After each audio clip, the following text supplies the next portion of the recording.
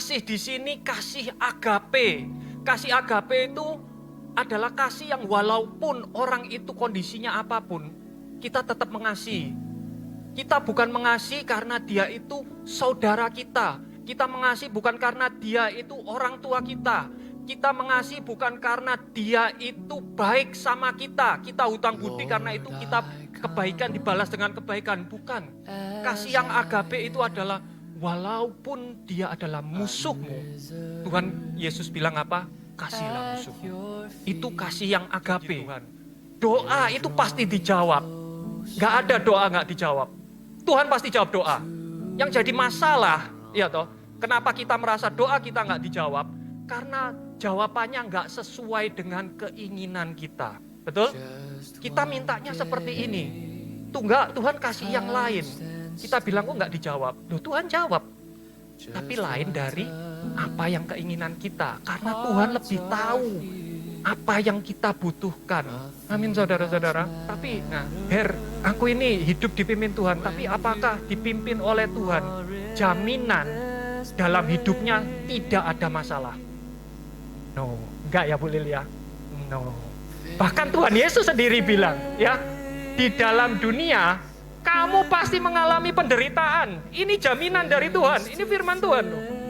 Ya, walaupun kamu hidup dipimpin oleh Roh, bukan berarti hidupmu smooth. Oh, Tuhan sudah kasih tahu gini, itu nggak ada masalah. No. Firman Tuhan bilang, semua ini telah kukatakan kepadamu, supaya di dalam aku kamu beroleh damai sejahtera. Di dalam dunia ini kamu mengalami penderitaan, tetapi teguhkan hatimu. Ini ada penghiburan dari Tuhan. Aku telah mengalahkan dunia. Ini janji penghiburan. Jalan kita mungkin banyak yang terjal, mungkin bergelombang, tapi janji Tuhan satu, Tuhan gak akan pernah meninggalkan kita. Ya.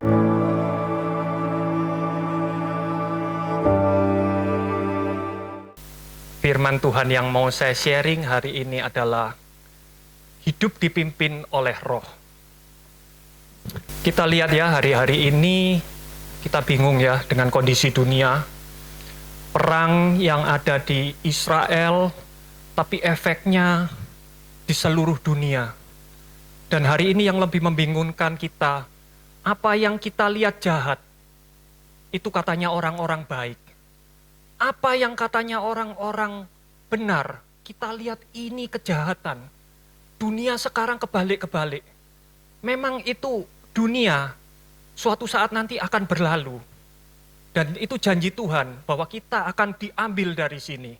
Ya. Tapi yang jadi pertanyaan, selama kita masih hidup di sini itu kita mau apa terus? Benar gak? Kita mau apa? Banyak kebingungan-kebingungan. Karena itu mari kita belajar dari firman Tuhan. Ya toh. Apa yang harus kita lakukan selama kita nungguin loh. Nunggu dijemput Tuhan ini apa yang harus dilakukan? Ya, karena firman-Nya itu adalah dipimpin oleh Roh, mari kita belajar dari surat Galatia, pasal yang kelima.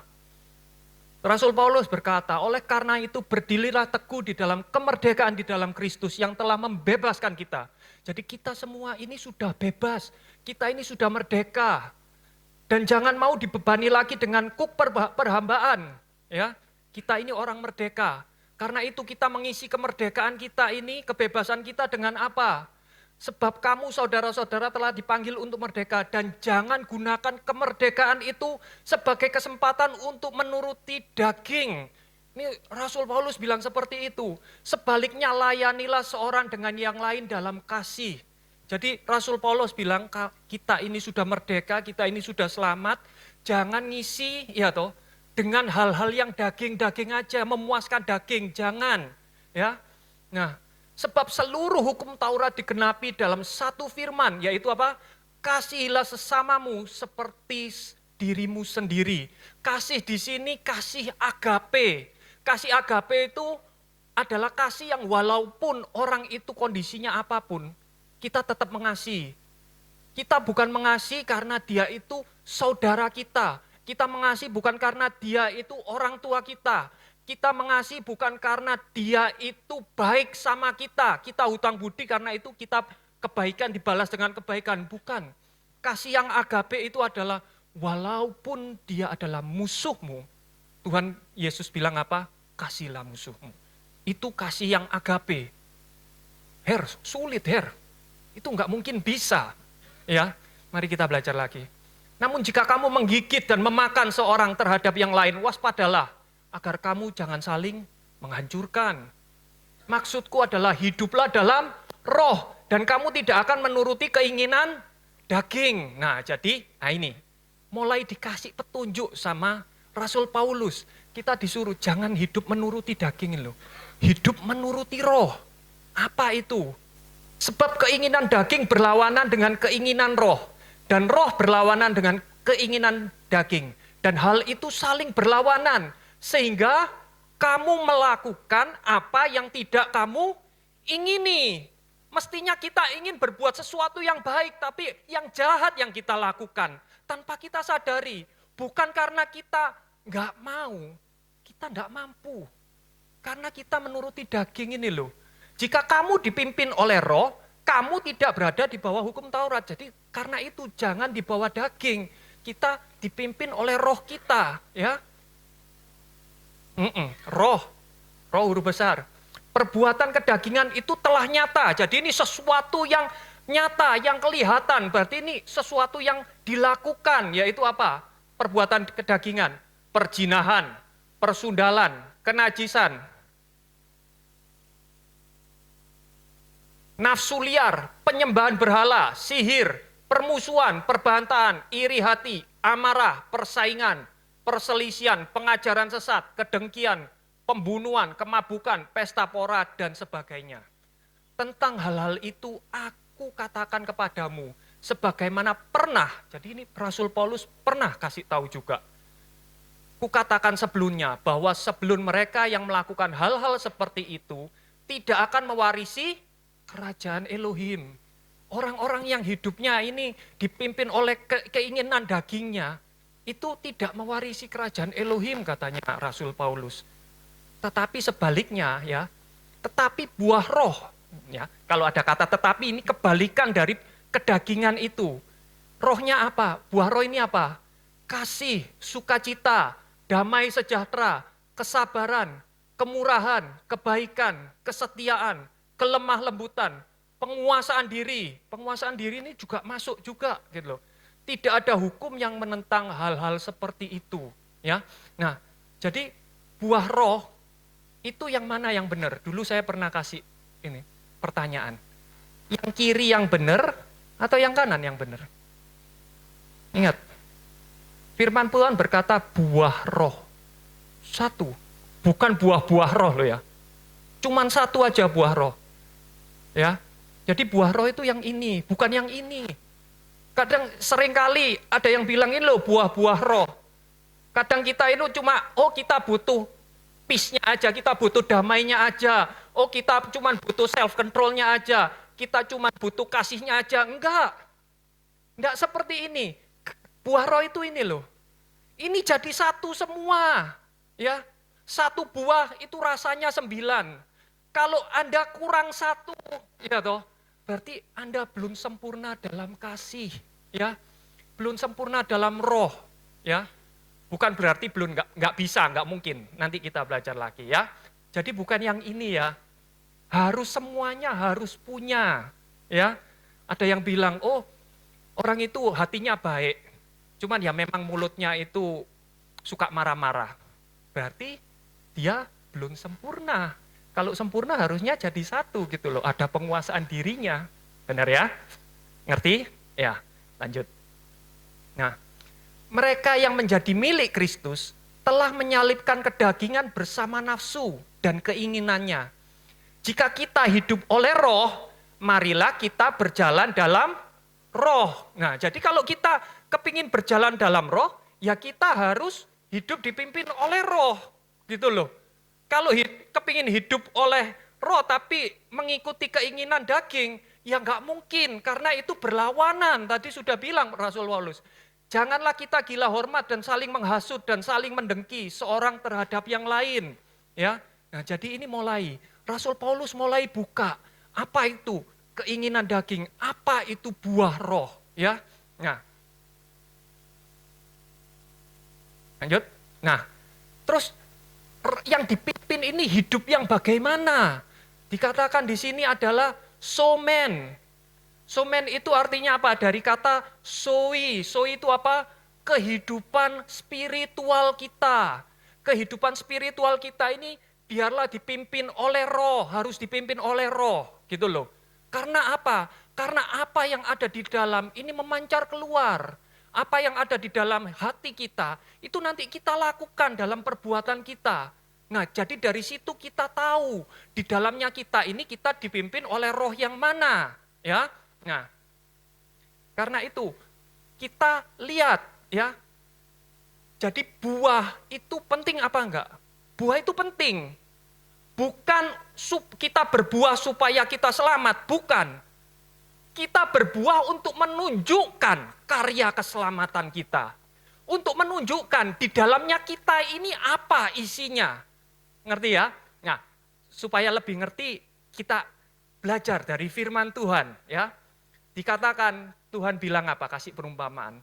Akulah pokok anggur yang benar dan Bapakulah pengusahanya. Setiap ranting padaku yang tidak berbuah dipotongnya dan setiap ranting yang berbuah dibersihkannya.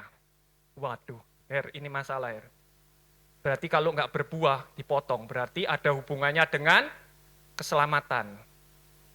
Mari kita baca bahasa aslinya, saudara-saudara. Ya, dikatakan di sini kata yang dipakai adalah aire. Aire dari kata airo. Ya, kata dasarnya adalah airo. Airo itu bisa dipakai macam-macam, bisa diambil, bisa diangkat. Tergantung kata-katanya itu kelanjutannya bagaimana. Seperti kata bisa, ya. Saya bisa berjalan, ya. Berarti saya berjalan gini. Saya tidak bisa, tidak dapat minum bisa ular. Berarti bisanya itu apa? Racun, ya. Sama dengan ini. Jadi kata bisa berarti dapat, bisa berarti racun.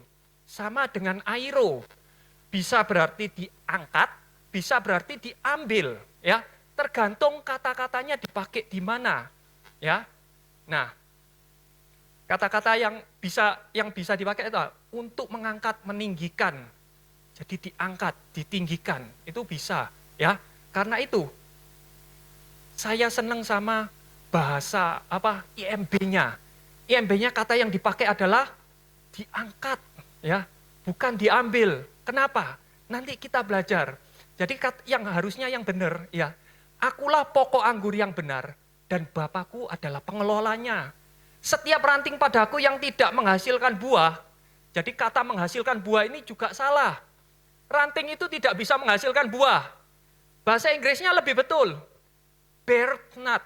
Bear itu cuman megang, cuma nunjukkan, bukan produce, ya. Jadi ranting itu fungsinya untuk cuma centelannya buah, untuk pegangannya buah, ya. Rantingnya yang tidak menghasilkan buah diangkat dan setiap ranting yang menghasilkan buah dibersihkannya, ya. Nah, kalau Anda pengelola kebun anggur, Anda akan tahu yang namanya anggur itu tanaman rambat. Kalau dia ini di bawah, dia nggak akan bisa berbuah. Kenapa? Busuk. Karena itu harus dikasih para-para, ya, harus dikasih para-para sehingga dia merambat. Nanti bunganya itu nggak kena tanah, sehingga nanti dia bisa berbuah. Bunganya bisa jadi buah. Kalau bunganya kena tanah, nanti akan busuk.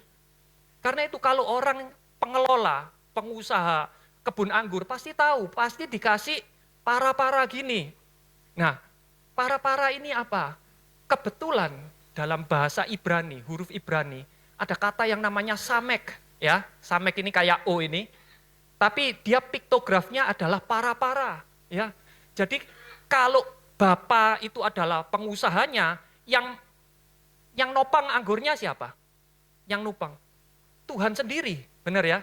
Karena itu firman Tuhan bilang, Engkau menjaga dia dalam damai sejahtera sempurna, karena kepadamulah dia percaya. Ini bukan percaya.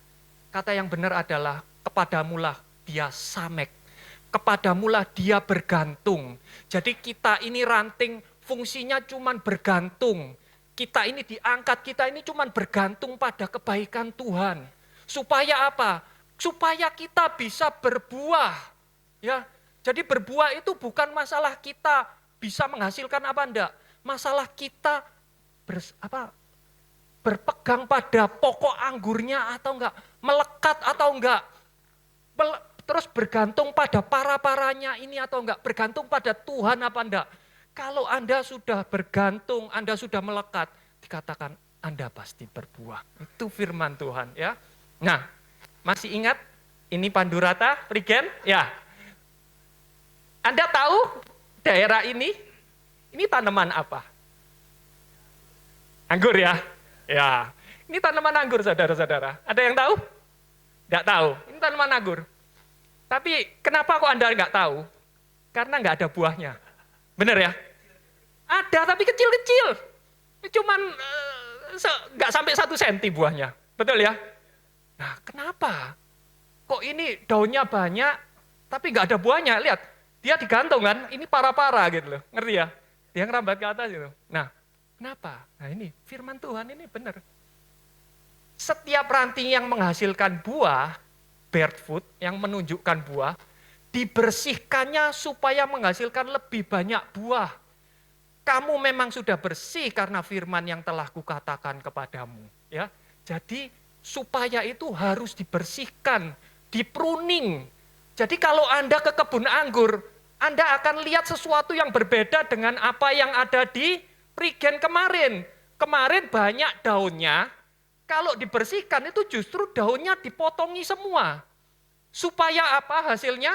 Supaya hasilnya seperti ini. Supaya berbuah lebih banyak. Ini loh dibersihkan. Yang bersihkan siapa? Apakah kita? Bukan. Siapa? Ya pengelolanya. Tadi siapa pengelolanya? Bapakku. Bapak kita yang di surga yang bersihkan kita itu. Kenapa kok dibersihkan? Karena kita ini orang percaya. Seringkali kita ini gayanya toh ada, perbuatannya enggak ada, betul ya? Buahnya enggak ada. Modelnya aja bagus kayak tadi, iya toh? Tapi enggak ada buahnya. Karena itu kita sering Tuhan yang membentuk kita, iya toh? Dari dulu mungkin kita orang percaya, tapi kita masih sering sok-sokan, sering itu. Tapi sama Tuhan pelan-pelan dibersihkan, dipotong, dibentuk. Supaya apa? Supaya kita berbuah banyak. Dan kalau berbuah banyak apa yang terjadi? Nama Tuhan dipermuliakan. Amin. Tuhan mau kita ini berbuah, keinginan Tuhan kita berbuah. Kita ditakdirkan untuk berbuah.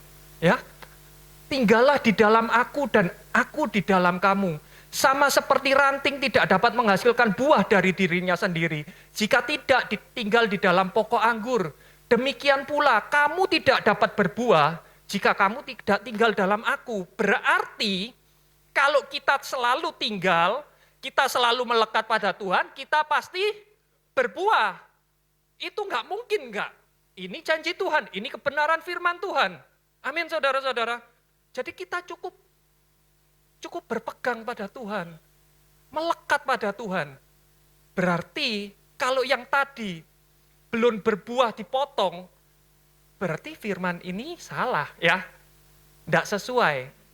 Tapi kalau yang betul adalah diangkat. Kalau diangkat tetap melekat, suatu saat pasti berbuah.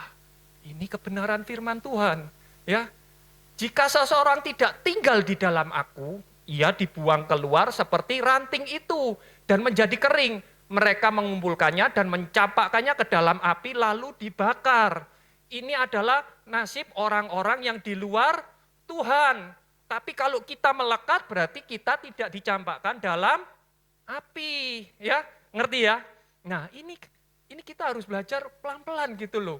Soalnya kalau kita baca sambil lalu gitu, kita akan kehilangan maknanya. Kita akan tersesat. Ya, nah, jika kamu tinggal di dalam aku dan firmanku tinggal di dalam kamu, mintalah apa saja yang kamu inginkan dan hal itu akan terjadi padamu. Ya. Nah, saya mau tekankan, kalau baca firman itu dibaca semua. Banyak orang firman ayat ini diputus. Atasnya enggak dibaca, langsung dibaca ini. Mintalah apa saja yang kamu inginkan dan hal itu akan terjadi padamu. Ya. Oh, aku minta, pasti terjadi. Loh, baca atasnya loh. Ada syaratnya. Benar ya?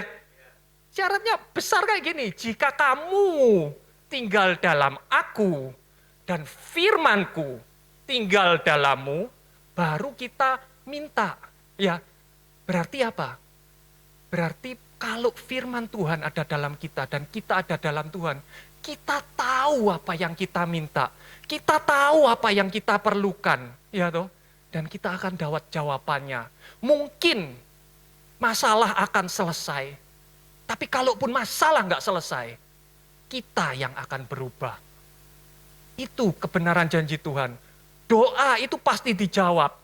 Nggak ada doa nggak dijawab. Tuhan pasti jawab doa. Yang jadi masalah, ya toh, kenapa kita merasa doa kita nggak dijawab? Karena jawabannya nggak sesuai dengan keinginan kita. Betul? Kita mintanya seperti ini. Tuhan kasih yang lain. Kita bilang, oh nggak dijawab. Loh, Tuhan jawab.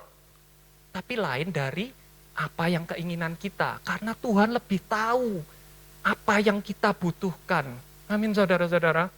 Nah, Bapa dalam hal inilah Bapakku dimuliakan. Yaitu ketika kamu berbuah banyak, maka kamu adalah murid-muridku. Jadi Tuhan ingin kita ini berbuah supaya apa? Supaya kemuliaan Tuhan dinyatakan. Ya, kalau kita nggak berbuah berarti kemuliaan Tuhan nggak dinyatakan. Orang nggak bisa melihat kemuliaan Tuhan di dalammu. Iya toh?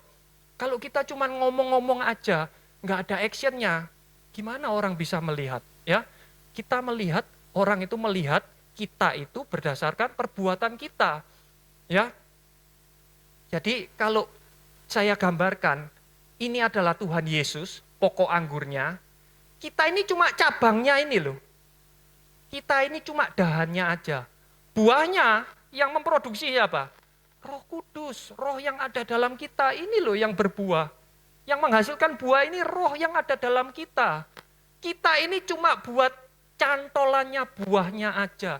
Buat displaynya aja, buat showcase-nya aja. Buat raknya aja. Tapi produknya kita tidak ikut apa-apa, amin. Nah, sama seperti Bapa telah mengasihi aku, demikian juga aku mengasihi kamu. Tinggallah di dalam kasihku. Jika kamu memelihara perintah-perintahku, maka kamu akan tinggal dalam kasihku. Sama seperti aku telah memelihara perintah-perintah Bapakku, dan aku tinggal dalam kasihnya. Jadi intinya itu adalah kasih. Yang ditekankan sama Tuhan Yesus ini apa? Kasih. Kenapa kok selalu kasih yang ditekankan? Karena kasih itu adalah Tuhan sendiri. Inilah kasih, agape. Bukan kita yang telah mengasihi Elohim, tetapi Dia yang telah mengasihi kita. Dan telah mengutus putranya sebagai pendamaian bagi dosa-dosa kita. Ini loh, definisi kasih itu kayak gini. Ini definisi agape. Ya, bahkan firman Tuhan bilang apa? Saudaraku yang terkasih, marilah kita saling mengasihi seorang terhadap yang lain. Karena kasih berasal dari Elohim. Dan setiap orang yang mengasihi, ia lahir dari Elohim dan mengenal Elohim. Siapa yang tidak mengasihi, dia tidak mengenal Elohim. Karena Elohim adalah kasih. Elohim itulah adalah kasih itu sendiri. Agape itu sendiri adalah kasih. DNA-nya Tuhan itu kasih. Kalau Tuhan ada di dalam kita, harusnya yang keluar dari kita itu adalah kasih, perbuatan kasih. Dalam hal ini, kasih Elohim telah dinyatakan di dalam kita. Karena Elohim telah mengutus putranya yang tunggal ke dunia supaya kita dapat hidup melalui Dia. Ya, jadi dari buahnya tahu pohonnya ini apa. Kalau keluarnya kasih, berarti ini dari Tuhan. Kalau keluarnya kebencian, ancaman, teror, pasti bukan dari Tuhan, amin. Karena itu firman Tuhan bilang apa? Berhati-hatilah terhadap nabi-nabi palsu yang akan datang kepadamu. Mereka berpakaian bulu domba, padahal di dalam mereka adalah serigala yang buas. Dari buahnya kamu akan kenal mereka. Pernahkah orang memetik anggur dari semak berduri? Atau buah ara dari pohon berduri? Jadi setiap pohon yang baik menghasilkan buah yang baik. Tetapi pohon yang buruk menghasilkan buah yang buruk. Pohon yang baik tidak mungkin menghasilkan buah yang buruk.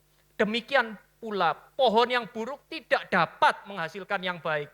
Setiap pohon yang tidak menghasilkan buah yang baik, ia ditebang dan dibuang ke dalam api. Jadi dari buahnya lah kamu akan mengenal mereka. Jadi buah ini perlu untuk menunjukkan siapa sosok di dalam diri kita. Karena nggak bisa dilihat. Bisa dilihat itu waktu keluar, apa yang keluar. Nah ini saya mau kasih percobaan, tolong Tom. Nah, gimana Her caranya supaya tahu di dalam kita ini apa, ya? Nah,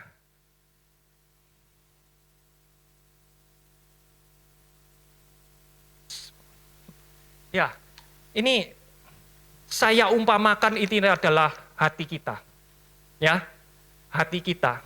Di dalamnya hati, ini apa dalamnya? Ada yang tahu? Tidak ada yang tahu. Saya bilang air putih. Tidak ada yang tahu. Sampai keluar. Betul? Sama. Ini hati kita. Orang ini manusia buat agama. Ya ini botolnya ini. Kontainernya ini adalah agama, hukum. Supaya apa? Supaya kalau dalamnya ini jelek, jangan sampai keluar. Ya, orang diancam, orang ditakut-takutin supaya nggak berbuat dosa, ya. Dan kita kalau secara agamawi kita jaga ininya, kita jaga kontainernya supaya apa? Supaya kita kalau di gereja kelihatan baik, betul ya. Tapi kalau di luar, belum tentu, ya. Kalau di sini banyak orang image kita bagus, tapi di dalamnya kita enggak tahu. Sampai ada pencobaan, ada ujian, ada masalah, sampai kontainernya ini pecah, baru nanti apa yang di dalam ini langsung keluar. Dan yang keluar itu kita tahu, oh ternyata selama ini hatinya orang ini isinya seperti ini. Bahkan kita sendiri mungkin nggak tahu. Nah, coba kita tuang. Isinya apa? Ya, mestinya kalau saya semprot nanti basah semua. Ya, isinya apa ini? Tolong dituang. Lagi. Ya, isinya saya umpamakan isi hati kita seperti air ini. Ya, kotor, nggak bersih. Tapi selama ini dalam kontainernya, dalam botolnya, orang nggak perlu tahu. Yang penting kita pura-pura pakai perbuatan baik kita. Betul? Supaya kita kelihatan baik.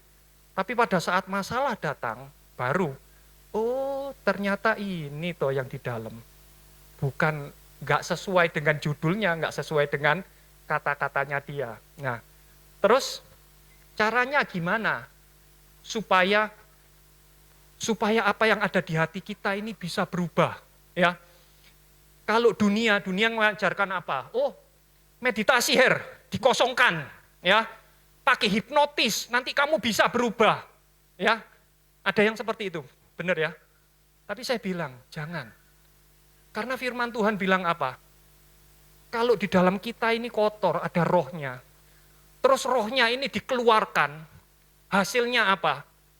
Hasilnya nanti kalau manusia ini adalah manusia roh. Tidak boleh dalam kita kosong. Betul? Amin saudara.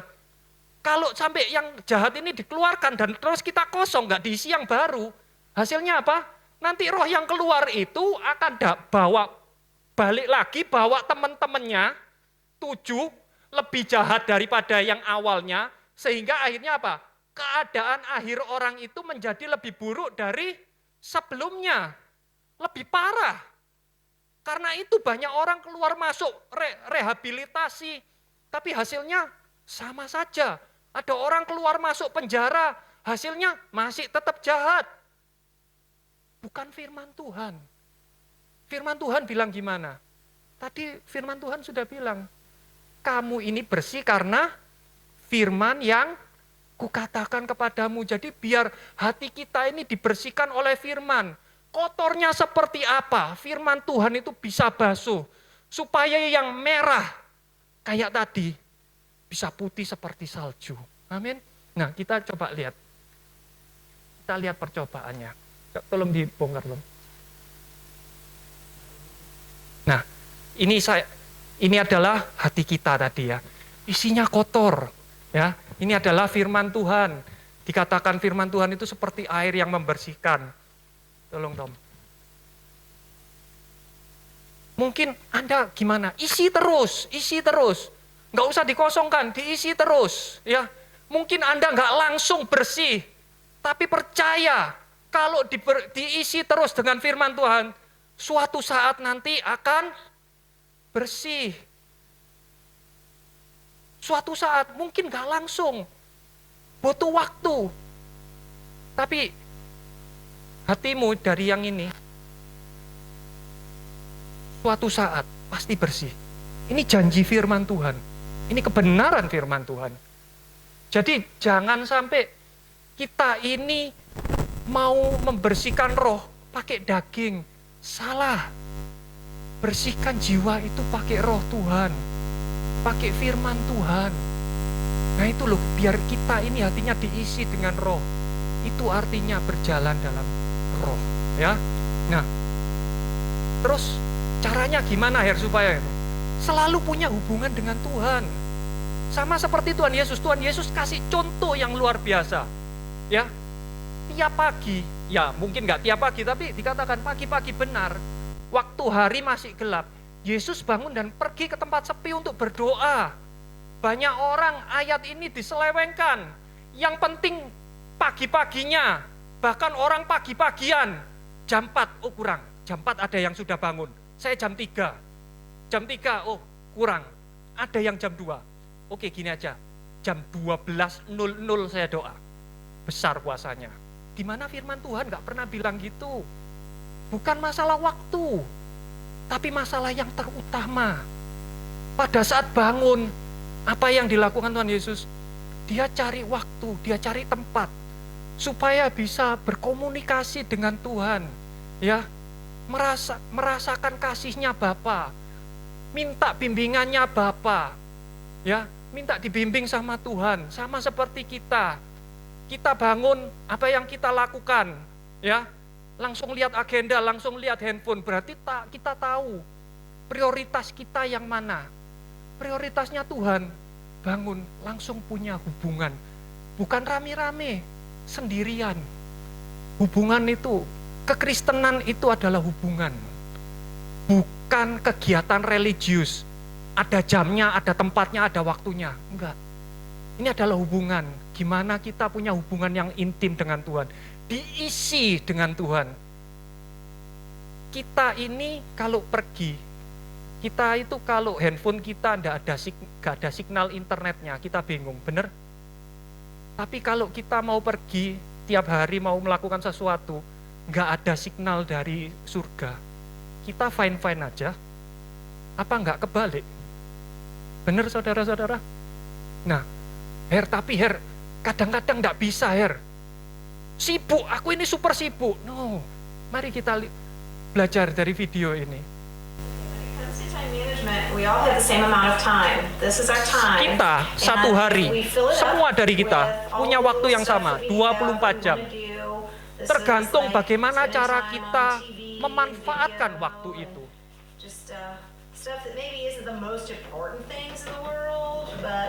Apa yang kita isi dahulu dalam 24 jam itu? Pasir ini adalah hal-hal yang tidak penting. Ini hal-hal hiburan. Kerikil, ini hal-hal yang cukup penting. Seperti makanan, ya, makan, olahraga, batu. Ini hal-hal yang paling penting. Hubungan kita dengan Tuhan, hubungan kita dengan keluarga. Kalau kita dahulukan hal-hal yang hiburan, hal-hal yang nggak penting, maka semuanya ini tidak bisa masuk dalam 24 jam. Karena itu kita merasa tidak punya waktu, aku terlalu sibuk, terlalu repot. Tetapi kalau kita balik sekarang, batunya kita masukkan dulu. Hal-hal yang paling penting dalam hidup kita utamakan dulu, kita lakukan dulu. Baru kemudian hal-hal yang kurang penting, ya, baru kita ketemuan sama orang itu kita masukkan, ya. Dan yang terakhir, hal-hal yang untuk hiburan, lihat TV, olahraga, ya, kumpul-kumpul sama temen, itu kita lakukan. Semuanya bisa fit dalam satu hari. All that other stuff, we have time for it. We can make time for those things, and we can get it all in. Hal yang sama, But we need to decide beda what are hasil, the big rocks. tergantung and put those in prioritas first. kita yang mana. Amin. Karena itu prioritaskan Tuhan. Kalau kita prioritaskan hubungan kita dengan Tuhan, yang lain-lain nanti pas sendiri. Yang lain-lain nanti cocok sendiri. Jatuh di tempat yang memang semestinya sendiri. Ya, tapi kalau kita yang gak penting ini kita lakukan dulu, ya toh. Tuhan itu nanti lah, Tuhan panjang sabar lah, Tuhan ngerti kok saya ini sibuk, ya toh. Nanti hal-hal yang paling penting kita ini gak dapatkan. Ini loh prioritas yang Tuhan Yesus ajarkan ke kita. Amin. Nah, sejauh ini kita lihat ya, orang-orang yang hidup dipimpin oleh Roh, pahlawan-pahlawan iman. Di mana pahlawan-pahlawan iman itu kalau kita baca? Ibrani 11. Ada siapa? Ada Habil, ada Nuh, ada Henok, ya, ada Abraham, ada Sarah, ada Ishak. Ini pahlawan-pahlawan iman. Ini orang-orang yang hidupnya berjalan dengan Roh. Tapi mungkin Anda bilang, Her, itu orang-orang di Alkitab, Her, ada berapa orang yang masuk Alkitab namanya? Tidak semua orang bisa berjalan dalam Roh itu, Her. No, saya kasih contoh. Orang-orang masa sekarang yang bisa berjalan dalam Roh, ya, asal mau. Ya, yang pertama saya pakai contoh adalah orang yang namanya William Colgate. Nah, kalau sekarang kita tahu pasta gigi Colgate, pelopornya dulu yang punya adalah ini, Bapak William Colgate, ya, tahun 1783, ya. Colgate itu perusahaan sudah lama, ya. Nah, dikatakan Colgate ini seorang pengusaha, tapi sangat cinta Tuhan. Dia ini kalau kasih perpuluhan nggak ngitung. Awalnya dia kasih 1/10, terus nambah lagi 20%, 30%, 50%, sampai yang terakhir dikatakan berapa? 90%. Ya, 90%. Kenapa? Karena William Colgate merasakan dorongan untuk memberi persepuluhan, karena dia menyadari apa?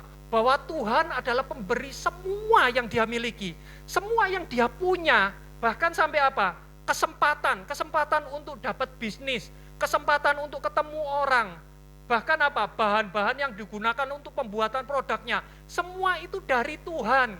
Karena dia ngomong, loh, semua ini dari Tuhan. Tak kembalikan semuanya ke Tuhan, gak apa-apa. Aku 10% cukup. Ya.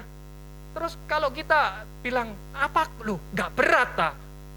Aku 10% aja berat loh, 20%, apalagi 90% berat. Tapi firman Tuhan bilang apa?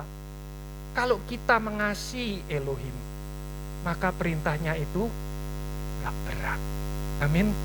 Gak berat. Sebab inilah kasih kita kepada Elohim, bahwa kita memelihara perintah-perintahnya, dan perintah-perintahnya itu gak berat. Kalau kita mengasihi, gak berat kok, ya. Dan apa? Firman Tuhan bilang apa? Lu kok bisa Colgate itu melakukan perbuatan baik kayak gitu? Ya, karena itu dari Tuhan, bukan dari Colgate-nya sendiri. Tuhan sudah persiapkan semuanya.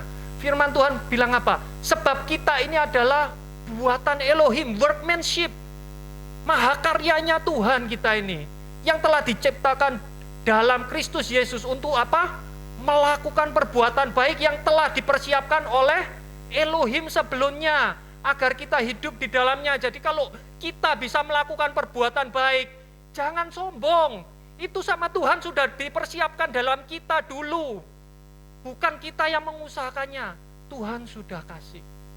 Sudah built in di dalamnya kita. Loh, tapi kok ada pendeta kelakuannya jahat kayak gitu harus sampai di penjara. Coba dibaca baik-baik. Perbuatan baik. Berarti perbuatan jahatnya bukan dari Tuhan. Ngerti ya? Perbuatan baiknya pasti dari Tuhan. Perbuatan jahatnya pasti bukan dari Tuhan, ya.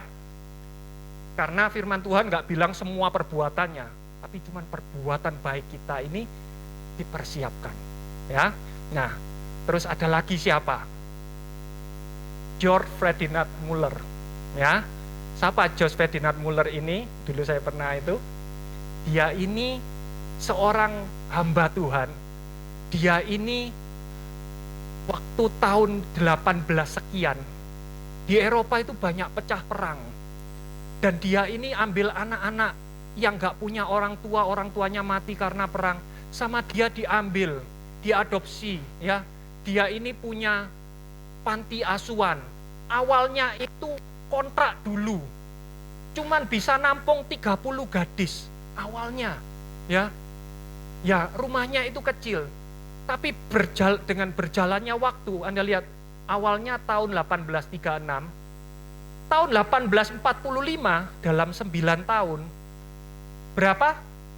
Ada 5 rumah, menampung 1.722 orang. Wow, ya. Dan dia dananya dari mana? Dia nggak pernah minta dukungan, sama sekali nggak pernah, tolong sumbangan aku. Dia nggak pernah minta sumbangan. Dia juga nggak pernah utang. Utang ngono dulu. Kasihan anak-anak panti asuhanku belum makan. Nggak pernah utang. Meskipun 5 rumah menghabiskan biaya lebih dari 100.000 pound sterling. Zaman itu loh ya, zaman 1836, 100.000 pound sterling itu kalau rumah sekarang itu bisa beli rumah kayak gini loh. Anda lihat, bisa beli rumah super mewah seperti ini, mansion, tapi dia enggak. Dia ini pakai buat rumah, buat panti asuhan, bukan buat dirinya sendiri, ya. Supaya apa? Supaya nama Tuhan dipermuliakan. Dan kalau Anda tahu siapa yang punya rumah ini? Joel Osteen. Joel Osteen punya rumah kayak gini. Apakah memuliakan Tuhan? Enggak. Lihat, his net worth is estimated at over 100 million. He pays no tax, time to tax the churches. Dia ini kekayaannya lebih dari 100 juta US dollar. Dia ini nggak pernah bayar pajak, dan dia ini saatnya kita majeki gereja. Jadi walaupun Joel Osteen ini berbuah, tapi buahnya nggak memuliakan Tuhan, ya. Apakah nggak boleh, pendeta kaya? Boleh. Saya nggak pernah bilang, firman Tuhan nggak pernah bilang pendeta nggak boleh kaya. Tapi dari sini kita tahu prioritasnya. Karena firman Tuhan bilang apa? Di mana hartamu berada, di situ hatimu berada. Berarti dari sini kita lihat hatinya Bapak George Muller ini di mana? Di Tuhan. Karena hartanya, semua hartanya ditaruh dalam pekerjaannya Tuhan. Dari sini kita tahu prioritasnya Bapak Muller ini benar-benar untuk Tuhan, karena dia mengasihi Tuhan. Amin. Dan nama Tuhan lewat dia dipermuliakan, ya. Nah, terus apa dikatakan? Seringkali, ya, dia ini menerima sumbangan makanan yang tidak diminta, hanya beberapa jam sebelum mereka dibutuhkan untuk beri makan anak-anak. Sering. Jadi pernah ini benar-benar tercatat, dia ini didatangi sama susternya yang biasa kasih makan anak-anak itu. Anda tahu ya, 1.000 lebih. Ini 1.000, ngasih makan 1.000 orang lebih. Berarti tiap kali makan, Anda ngerti berapa ya? Kalau satu orang itu sekali makan, omonglah 20.000 rupiah sekali makan. 1.000 itu berarti 20 juta seperkali makan, ya. Dan ini nggak, namanya panti asuhan nggak selalu punya uang kayak gitu. Suatu hari dibilangi pagi-pagi, Pak Muller, kita nggak punya makanan, ini anak-anak makan apa? Tapi Bapak Muller bilang, ayo kita doa. Habis doa terus keluar ke ruang makan, anak-anak tetap, walaupun nggak ada makanan, di dapur nggak ada makanan, anak-anak tetap disuruh duduk di meja makan, dan dia dengan iman berkata, tunggu, makanannya masih dalam proses pengiriman, tunggu aja. Dia nggak bilang, anak-anak kembali ke kamar, nanti kalau makanannya sudah siap, baru nanti kamu balik sini. Bapak Muller nggak bilang gitu. Dan tiba-tiba, pada saat jam makan pagi, tiba-tiba pintunya diketuk. Ada penjual roti, itu bilang apa? Tiba-tiba aku digerakkan sama Tuhan untuk kasih sumbangan roti. Dan roti ini cukup untuk kasih makan anak-anak itu pada saat itu. Dan pada saat yang bersamaan tiba-tiba diketuk lagi sama tukang susu. Dia bilang apa? Saya lewat di depan rumahmu ini, tiba-tiba roda kereta saya patah. Lah ini susu segini banyak mau dibuat apa? Ya, kalau lewat sore rusak, sama aja daripada dibuang ini loh, tak kasihkan kamu semua. Jadi anak-anak ini bukan cuma punya roti untuk dimakan, tapi punya susu untuk diminum. Dan kejadian ini bukan cuma sekali, ini berkali-kali seperti ini. Dan ini didokumentasikan. Kalau Anda mau baca, ada buku biografinya Bapak Muller ini, nanti Anda bisa download. Ya. Jadi ini loh, keajaiban-keajaiban, mujizat-mujizat yang terjadi dengan berjalannya waktu. Ya. Kenapa? Karena kita tahu segala sesuatu bekerja bersama-sama untuk kebaikan mereka yang mengasihi Elohim, yaitu bagi mereka yang terpanggil sesuai dengan rencananya. Jadi orang-orang kalau mengasihi Elohim, Tuhan punya rencana buat orang-orang ini. Amin saudara-saudara. Ya. Nah, terus ada siapa lagi? Kalau Anda bilang, oh itu dulu. Oke, ini zaman sekarang. Ya. Ini bisnismen. Nah, dia ini yang punya Forever 21 dulu ada, ya. Sekarang sudah nggak ada. Sekarang sudah bangkrut, ya. Tapi dulu mereka ini, ya, orang Korea, Jin Sok dan Do Won Chang, ya. Ini salah satu orang terkaya di Amerika, masuk di majalah Forbes, ya. Dan mereka ini cinta Tuhan, ya. Dikatakan mereka ini walaupun kaya, ingat kalau orang sampai masuk di majalah Forbes, 400 orang terkaya di Amerika, mereka ini bukan kaya, mereka ini super kaya, benar ya? Dan walaupun mereka ini super kaya, kalau musim liburan, mereka ini nggak liburan ke Eropa, ke Tokyo, mereka ini melakukan perjalanan misi. Ngerti perjalanan misi? Kayak France loh, perjalanan misi, ya. Mereka lebih senang perjalanan misi daripada liburan. Bahkan perjalanan misinya nggak ke tempat-tempat yang kayak ke Tokyo Disneyland, kemana, enggak. Bahkan sampai ke perbatasan Afghanistan. Anda tahu ya perbatasan Afghanistan kayak apa ya? Mereka melakukan pengabaran Injil walaupun mereka orang super kaya. Dan orang-orang vendor-vendornya kalau mau deketin dia disuruh apa? Datang ke gereja. Ya. Bawa orang-orang ke gereja. Bahkan pegawai-pegawainya diinjili. Beberapa sampai percaya Tuhan. Bahkan pegawainya bilang, saya bisa lihat, saya ini diselamatkan, diubahkan karena diinjili sama Jin Sok dan Do Won Chang ini. Saya bisa lihat mereka itu cinta sama Tuhan. Jadi, bukan cuman itu saja. Di setiap kantong plastiknya, Forever 21, dikasih tulisan apa? Yohanes 3 ayat 16. Apa?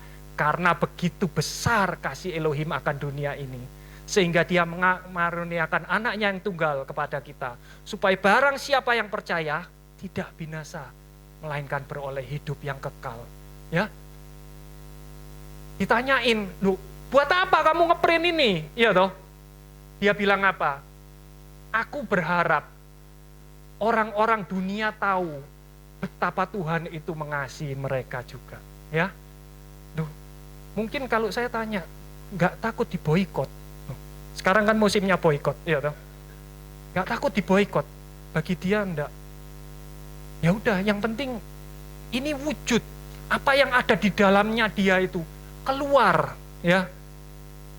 Jadi apa? Ini adalah bukti keselamatan kita. Firman Tuhan bilang apa? Oleh karena itu kekasihku, sebagaimana kamu selalu taat, tidak hanya ketika aku hadir, tetapi terlebih ketika aku tidak hadir. Kerjakanlah keselamatan. Nah, kerjakan keselamatan ini bahasa Inggrisnya work out, kerjakan keluar.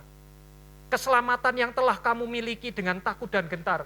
Sebab Elohimlah yang mengerjakan di dalam kamu, work in. Berarti yang mana? Work out dulu apa work in dulu? Work in dulu, berarti Tuhan ini mengerjakan keselamatan di dalam kita, dan respon kita apa? Kita tunjukkan keselamatan yang kita dapatkan itu keluar, supaya dunia kenal siapa Tuhan kita, supaya dunia tahu bahwa Tuhan itu mengasihi mereka juga. Amin. Ini loh orang-orang yang hidupnya dipimpin oleh Roh. Ya Her, ini cuman masalah kerjaan Her, masalah uang. Tapi kalau masalah kesehatan Her, masalah orang sakit gimana Her? Apa bisa jadi kesaksian buat Tuhan? Saya sering kenalkan orang ini, Dedi juga.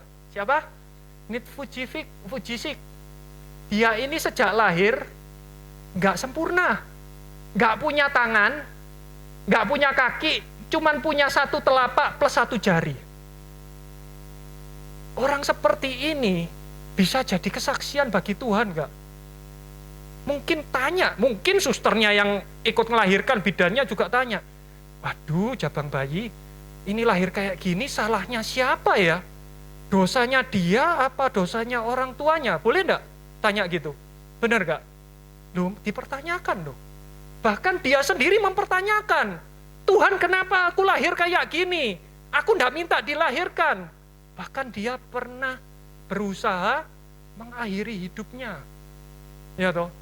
Sampai suatu saat dia kenal Tuhan dan hidupnya diubahkan. Tapi walaupun diubahkan, kalau dia ini orang percaya, dia doa minta apa? Tuhan kalau bisa tanganku tumbuh. Tuhan kalau bisa kakiku tumbuh. Paling enggak Tuhan kalau enggak bisa semua, salah satu lah Tuhan. Aku sudah bersyukur. Benar? Kalau saya jadi dia, saya kenal. Dia doa seperti itu, Tuhan, kalau aku punya tangan, aku punya kaki, bukankah ini miracle, keajaiban? Kalau bisa seperti itu, bukankah aku nanti jadi kesaksian, ya? Orang-orang akan percaya kepadamu, ya. Tapi doanya nggak pernah dijawab sama Tuhan. Sampai dia metanoia. Dia akhirnya bilang apa?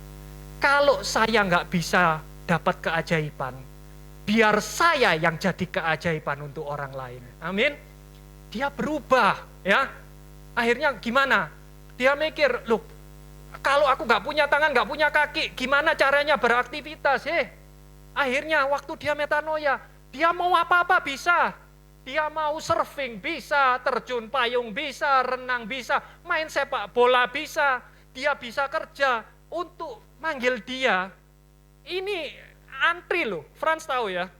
Untuk manggil dia ini antri berapa tahun loh, baru bisa datangkan ke Indonesia. Saking raminya, ya. Tapi ya kalau kerjaan, pasangan hidup gimana? Cantik, sanai cantik, kanai cantik, ya. Tuhan sediakan. Coba Anda pikir, Anda orang normal, mau enggak punya suami seperti ini? Loh, terus terang. Dari mata jatuh ke hati, ya. Lihat penampilan dulu. Mau enggak? Belum tentu mau, tapi kok bisa mau? Cantik lagi. Ya, mungkin ya, tapi enggak. Jujur.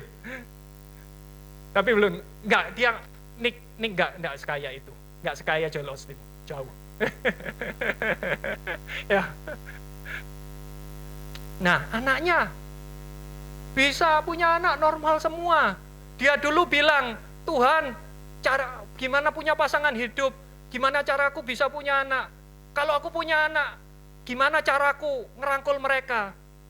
Tuhan bilang, gak perlu kamu yang ngerangkul, biar anak-anakmu yang ngerangkul kamu. Amin. Nah ini loh, jadi kesaksian. Bukan cuman ini, ya. Dia ini diubahkan, cara berpikirnya diubahkan. Kita juga, kita semua ini mencerminkan kemuliaan Tuhan dengan wajah yang tidak terselbu. Dan kita sedang diubahkan menjadi serupa menurut gambarnya, bukan serupa menurut Yesus. Bukan seperti Yesus, tangannya nanti tumbuh dua, kakinya tumbuh dua, enggak. Tapi metanoia, cara berpikirnya, jiwanya, jiwa kita ini diubahkan dari kemuliaan kepada kemuliaan yang lebih besar, ya. Kemuliaannya lebih besar. Itu semua dari Tuhan yang adalah roh. Sekali lagi, bukan kamu, bukan daging kita yang merubah, tapi Tuhan yang adalah roh. Dia yang akan merubah. Ini loh orang-orang yang hidupnya dipimpin oleh roh. Tapi bukan cuman itu. Kita lihat di sekitar kita. Kita lihat. Anda pernah lihat Bu Lili, Juan, TV, absen dari sini? Kalau ke luar negeri, kalau bisa Senin, Jumat pulang. Supaya Minggu langsung ada di sini. Benar? Ini semua, gereja ini, iya toh? Ini bayar loh saudara. Dan Anda tahu, kita gak pernah kolek sumbangan. Gak pernah kolektor. Sedangkan ini Argo jalan terus, siapa yang bayar? Kalau kurang, Pastor Lili semua yang kurang. Dari sini kita lihat, hidupnya dipimpin oleh roh. Ya, mengasihi Tuhan apa enggak dilihat dari buahnya. Amin. Bukan cuma Pastor Lili. Anda lihat keluarganya Pak Gerson. Rumahnya jauh loh keluarganya Pak Gerson. 4:30 saya ke sini sudah ada semua. Dela ada, Clares ada, Pak Gerson ada, Bu Endang ada. Ya, Angel ada, Cisa ada. Tomo juga jauh rumahnya. 4:30 sebelum orang-orang siap, mereka sudah siap duluan. Apakah ada keharusan? Tidak ada keharusan. Kenapa mereka mau? Karena itu bukti kalau mereka mengasihi Tuhan. Benar saudara-saudara? Nah ini loh, orang yang hidupnya dipimpin oleh Tuhan, ya. Nah, tapi aku ini hidup dipimpin Tuhan, tapi apakah dipimpin oleh Tuhan jaminan dalam hidupnya tidak ada masalah? No, enggak ya Bu Lilia? No. Bahkan Tuhan Yesus sendiri bilang, ya, di dalam dunia kamu pasti mengalami penderitaan. Ini jaminan dari Tuhan, ini firman Tuhan loh. Ya, walaupun kamu hidup dipimpin oleh roh, bukan berarti hidupmu smooth. Oh, Tuhan sudah kasih tahu gini, itu nggak ada masalah. No. Firman Tuhan bilang, semua ini telah kukatakan kepadamu, supaya di dalam aku kamu beroleh damai sejahtera. Di dalam dunia ini kamu mengalami penderitaan. Tetapi teguhkan hatimu, ini ada penghiburan dari Tuhan. Aku telah mengalahkan dunia. Ini janji penghiburan.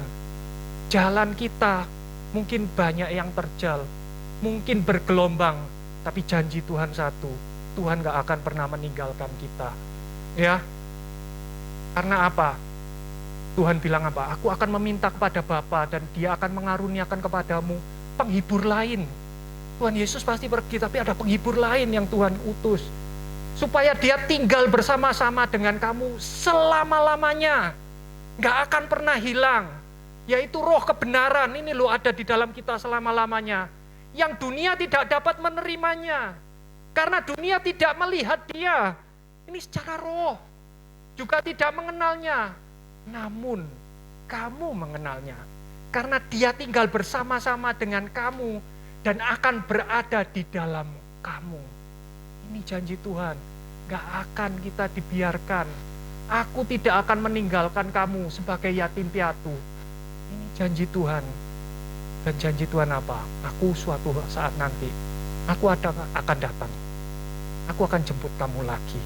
Tim musik bisa maju. Ya. Bukan cuman saja kita ini dikasih roh pendamping yang selalu bersama-sama kita. Tapi Tuhan kasih satu lagi. Tuhan kasih damainya. Supaya waktu kita mengalami masalah, kita ada dalam pencobaan, kita ada dalam ujian, damai yang ada dalam kita ini, kita nggak akan pernah kekurangan damai. Damai sejahtera aku tinggalkan bagimu. Damai sejahtera aku berikan kepadamu. Dan damai sejahtera yang kuberikan kepadamu bukan seperti yang dunia berikan. Jangan biarkan hatimu gelisah dan takut. Ingat, selalu pegang janji Tuhan. Jangan pernah putus asa, jangan pernah menyerah. Kalau Nick itu menyerah, Nick gak akan lihat keajaiban, gak akan lihat miracle. Kalau Bu Rita menyerah, Bu Rita gak akan lihat miracle. Kalau Yohanes menyerah, Yohanes gak akan lihat miracle. Benar? Amin. Kalau Pak Hermawan menyerah, Pak Hermawan gak akan lihat keajaiban Tuhan. Miracle yang dari Tuhan. Karena itu, percayalah, Tuhan gak akan pernah meninggalkan kita. Apapun kondisinya. Dan suatu saat nanti, ingat janji Tuhan, aku akan datang lagi padamu. Aku akan jemput kamu. Mari kita tundukkan kepala. Terima kasih Tuhan. Terima kasih Tuhan. Karena Engkau ajarkan kami untuk selalu hidup bersama dengan Engkau. Hidup dipimpin dengan Engkau. Dipimpin oleh Roh-Mu Tuhan. Biar kami hidup di dunia ini hanya menurut kehendak-Mu. Kami hidup untuk menyenangkan-Mu Tuhan. Biar Engkau yang menghasilkan buah di dalam kami. Kami cuma menunjukkan buah. Supaya apa? Supaya biar nama-Mu dipermuliakan. Tuhan, kami berjalan di dunia ini. Banyak masalah Tuhan. Mungkin masalah keuangan. Mungkin masalah kesehatan. Mungkin masalah keluarga. Atau bahkan mungkin ketiga-tiganya Tuhan. Tapi kami percaya janji-Mu. Kami percaya bahwa Engkau gak akan pernah tinggalkan kami. Engkau yang akan menguatkan kami. Engkau yang akan menopang kami. Kami cukup melekat, tinggal di dalam Engkau. Bersandar hanya kepada Engkau. Dan Engkau Tuhan akan membawa kami melewati semua itu. Terima kasih Tuhan. Di dalam nama Tuhan Yesus Kristus kami memanjatkan doa ini. Amin.